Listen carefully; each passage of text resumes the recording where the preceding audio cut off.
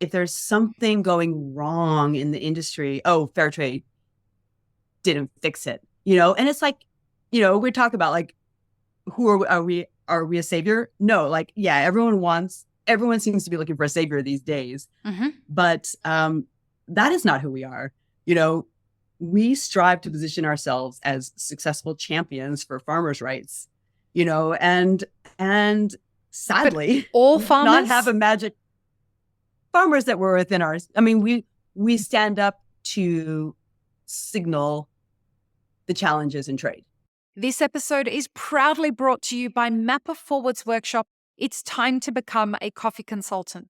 Learn how to diversify your revenue streams and create freedom from your day job while saying goodbye to that alarm clock forever by becoming a consultant within the coffee industry or directly to consumers who have shifted towards home brewing and home roasting.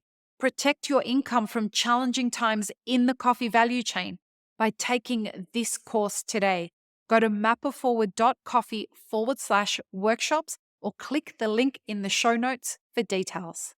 Welcome to the Daily Coffee Pro by Map It Forward, friends. I'm your host, Lee Safar, and this is episode 3 of a fantastic series with Monika Firl from Fairtrade International. Monika, we're talking about who Fairtrade International is, specifically for coffee. And in this conversation, we want to talk about this idea of like, who is Fairtrade here to service, for lack of a better term? Who is Fairtrade here? Because from what I can understand, you're not here to service like the people who are selling coffee at $50 a pound, right? That's not. Yeah. The specialty industry is not who Fairtrade is here for. And it seems to me that there's a lot of people who are like from the specialty industry that have many opinions about what Fairtrade is doing. Yeah. So who is Fairtrade here for? Say the people that we are here for should be selling their coffee for $50 a pound, many of them, because they put out extraordinary coffee. Okay. But we made a very conscious decision to work with small-scale farmers who are organized in democratically and functional cooperatives or associations. And the reason for that is because I'm sure, as everyone knows, there are more than 12.5 million coffee farmer families out there. Mm-hmm. Most of them are working very isolated on their own and at the mercy of every swing of information or lack of information, market shifts, price. They have no leveraging power. When you're a farmer, got a hectare of coffee, you get 8 or 10 or maybe 20 bags off of that. That's all you got, right? Right. So by focusing on their structures, their organizations, that in of itself, and in my opinion, that is the most important thing that Fairtrade does. I'm having worked close to co-ops and seeing every kind of challenge that farmers are up against locally, internationally, in trade, in life, in local and national politics and international politics, and when you're a small scale farmer out on your own in the wilderness there, like there's so little you can do. But when you come together and you can really kind of leverage your strengths and your intelligence and your ingenuity and your creativity and your capacity, then you can actually make stuff happen. And so that is who we're working with. And that is why, and I would say, what we've done investing in these organizations for 30 something years now has been a service to the entire industry, because I know so many organizations, yes, they're Fairtrade certified, but they're also, certified by half a dozen other instances. They're in coffee quality competitions, they're winning prizes, they're selling micro lots, they're doing all of this stuff. And so much of what they've been able to do, it's because they have these strong organizations who have brought knowledge, have brought experience, have brought training, have brought infrastructure to them individually and as a group, and has made that possible. So yeah, I think those are some of the things, like when we're talking about impact of fair trade, that, that's I love this Albert Einstein quote of, Okay. not everything that can be counted counts, and not everything that counts can be counted.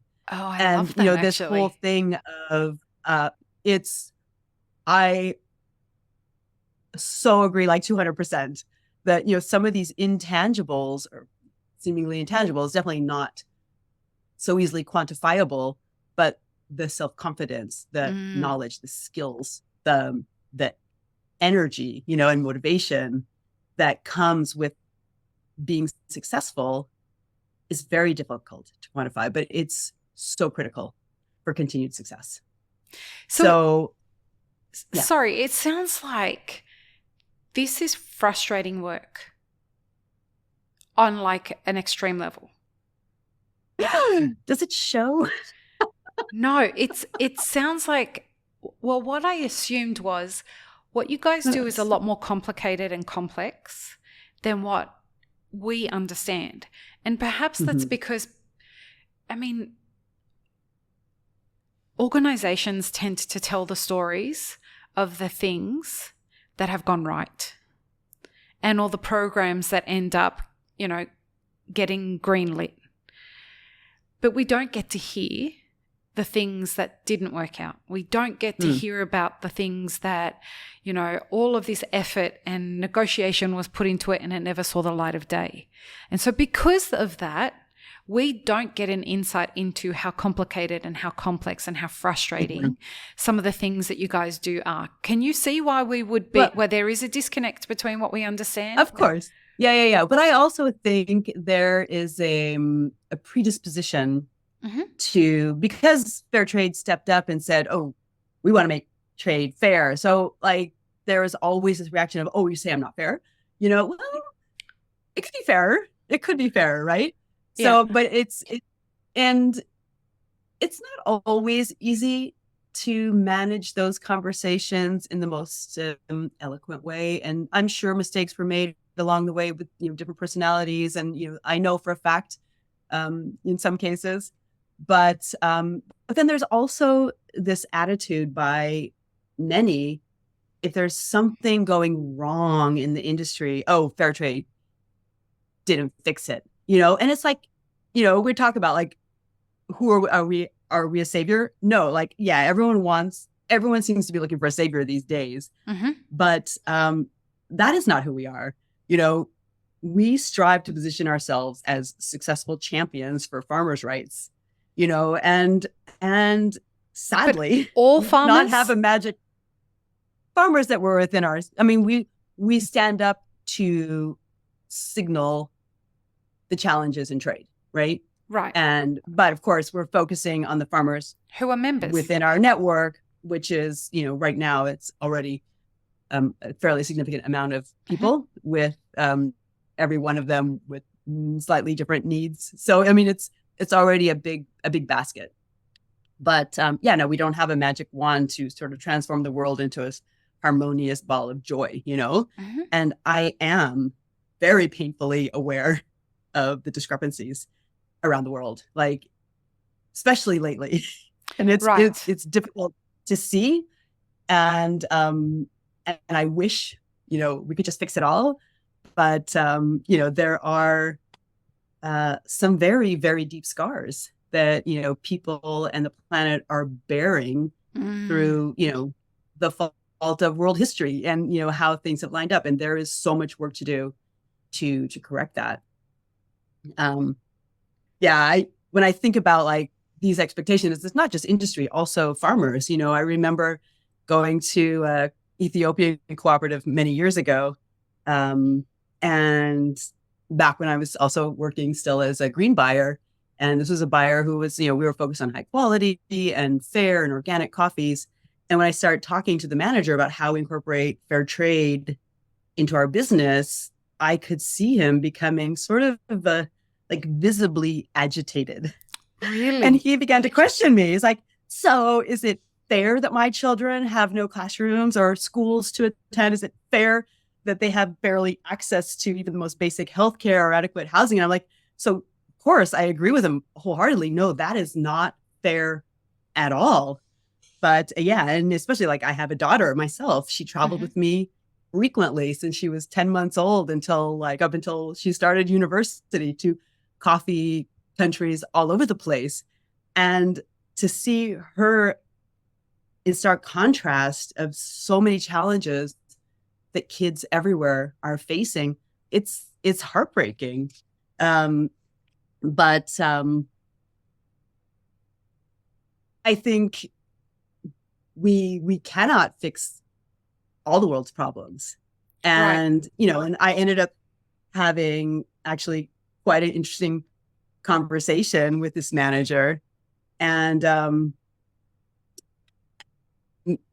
that group actually became one of my favorite co-ops, in part because of their extraordinary coffee. It's absolutely delicious, but also because he had the confidence, the self-confidence to confront me and to bring these issues up. And then also he had the patience to, you know, have a follow-up conversation. It's like, well, unfortunately, what we're doing, like what we can tackle is, you know, trying to open up markets for you, to pay you a better price, to listen to your needs, to respond to your needs. Like that is what we can do.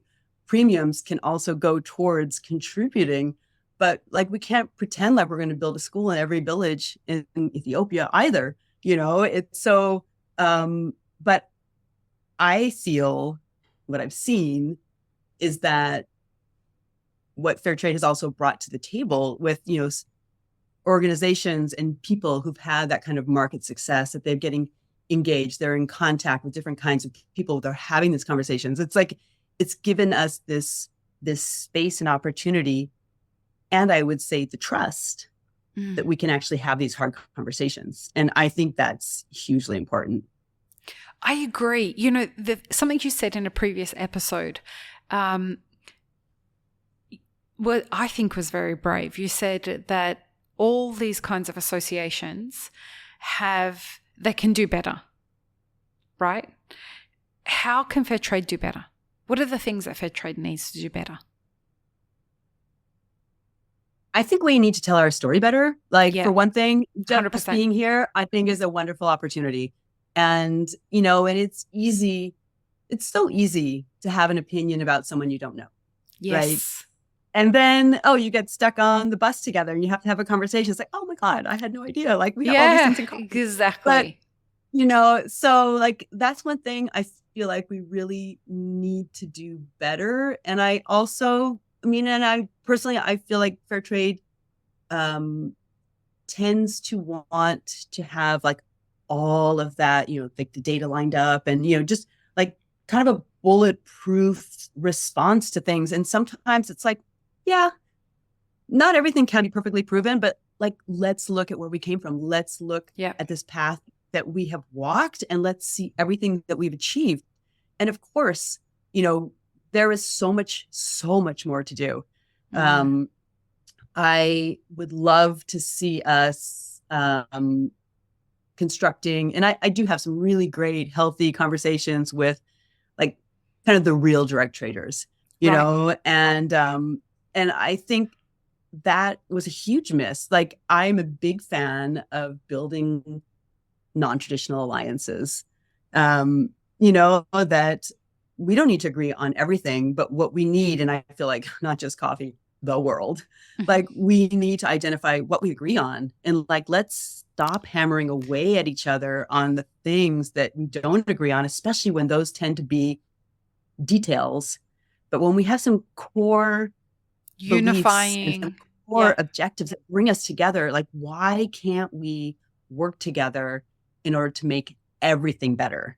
And instead of, you know, so much, I know there's some of this going on right now as we speak of, you know, it's like this, like, I don't know, sort of like a public shaming.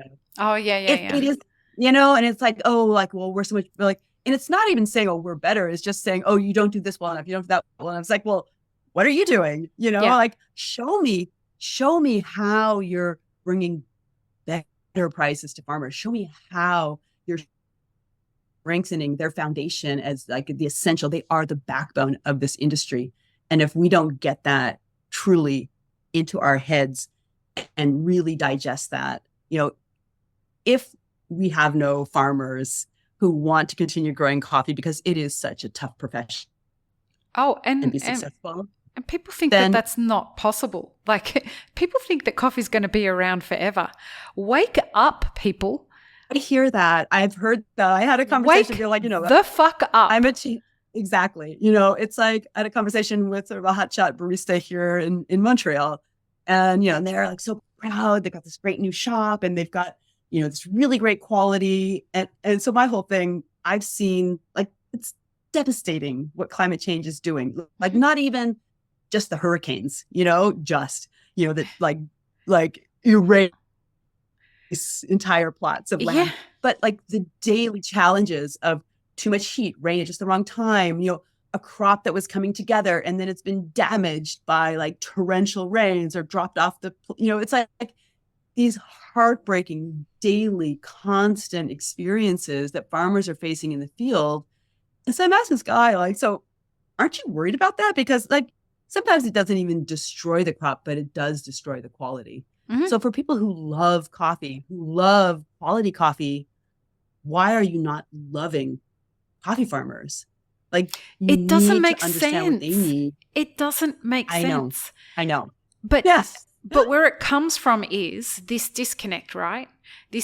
So when I've been thinking about this so much since this podcast started, which is almost 1,200 episodes ago.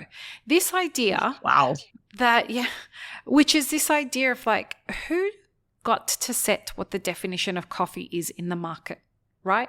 Because we have a branding problem. It's been a minute since I said this on the podcast, but we as coffee has a branding problem because Nestle and Folgers and all of these people who were early to market, that were marketing coffee to the world as instant coffee, they got to define that that's what coffee was. Yeah. And since then, we've been fighting against trying to get the consumer to understand that, no, that's not what coffee is. Coffee is a complex agricultural product that's being grown by humans who then that product gets bastardized and turned into this thing that you're drinking that you think that that's what that is. But that's not what it is. Yeah, no. And I was going to say, I'm going to date myself now because I definitely grew up in the era of the bottomless cup coffee shops. Maybe they probably still exist at places, but this concept also that coffee is a cheap product. It's I've brought so many people out to coffee fields, and whether to pick coffee, and whether they're like sliding down the hill in a mud or getting stung by bees, or just like at the end of their day they're exhausted and they put that little basket of cherries through a depulper, and it's like, what? I have a handful of coffee, and people would invariably ask me, like, why is coffee so cheap? Yeah. But if 100%. You've never done that for a day, let alone a week or a month, it's like you are shopping as if, I don't know, this is like buying paper straws or something, it's like something disposable. You want the right color and the cheapest are, yeah, exactly. But it is a very tough business, especially to deliver with the particularities that, now there's a new trend and we want this funky, but not too funky. And we want, we want 10.7% like it's so humidity. Fucking embarrassing. It's like, there are so many new demands. And sometimes it's like, on a whim, sometimes it's an interesting experiment. It's not to say that some of these things aren't interesting, but they take often enormous additional effort. And, so also when I hear, create like a micro lot of some kind of special coffee, I've bought micro lots too. Like I was trading in that system as well. Like there's a place for that, but we also cannot pretend like those like pinpoints in the market are going to change things unless we leverage that to say, look at the potential of production that this group can provide. Like, what do they need to get their entire region doing this? Like, I mean, to use that as an eye opener and an opportunity maker, that's great. But just, so it's difficult to bring. This is such an interesting industry, and there's so much potential. And that's why I've stayed in this business for so long. Me too, love. But I do have to say, so much potential. I feel like I have shamelessly blamed so many of our problems on over-caffeinated masculinity. And this is not a proven hypothesis, but it's like, just because we could think, we can imagine it, like someone's going to jump through 10 hoops to make it happen for me. And it's like, I see coffee, this huge industry, as a microcosm of where we're at on the planet right now. And I just feel like we are at such a need to get back to basics. Who is our base? Okay, farmers. Farmers are overburdened. They're underpaid. Youth. I hear all these stories about like children of posting videos on TikTok than they've ever seen their parents get from coffee. So like, where are they going to go? Like, they're not going to. Why would they? It's so hard. Oh, and so what we're trying to do is make coffee and trade more viable. Like, keep it attractive, make it reasonable, rational, and attractive choice for people to go into this business, and give them opportunities to really hone their skills. And there are such brilliant people out there. I've met the smartest people I've met in life, I think, are coffee farmers, like ingenious and resilient, miracles with next to nothing. And it's crazy. Like, why are we not falling all over ourselves to strengthen that instead of to handicap it, And so price is key, stability, risk sharing, and access to knowledge in a more collaborative conversation across the entire industry. And I do see lots of voices popping up clamoring for the same thing. Mm-hmm. I just wish we had like someone orchestrating to like bring it together, like, let's move all these voices into truly critical mass. And we do need to step into a new mindset. We cannot continue just trying to take and not return. It's like, it has to be this two-way street of like, yes, we all have our needs, they should be fulfilled, but your needs cannot be like in outer space. It's got to be in the realm of like a reasonable share of the value. I've been reading up a lot on SCA's, their equitable value distribution Coffee research value and all this assessment. And it's just like so interesting to see how, unfortunately there weren't more participants in this, but of the people who stepped up to that, how many people are saying like, yeah, this is broken. This is not reasonable. Like, this is not sustainable to have so few getting so much value out of this entire chain and so many getting so little. And like, that is not the planet we're living on anymore. Everything has changed. We are not in the 19th century anymore, where people don't know what's happening on the other side of the river, Yeah, it's, and I will just say that coming together, bringing everybody together to kind of like discuss all of this, that's what we hope is happening at Map It Forward. Like, at the very least, this becomes a central point where people can understand, like, we need to have some very uncomfortable conversations. We have gotten to a place in our industry where shit is broken and not a lot of people know how to fix this. And I think that a lot of people have ideas, but also don't know how to execute. And if we can come together, and Fairtrade can be responsible for fixing some of it, and the SCA can be responsible for fixing some of it, and individual roasters can be responsible for fixing some of it, and more and more of that happens, people might be a little bit open to considering many different solutions for many different problems rather than Yeah.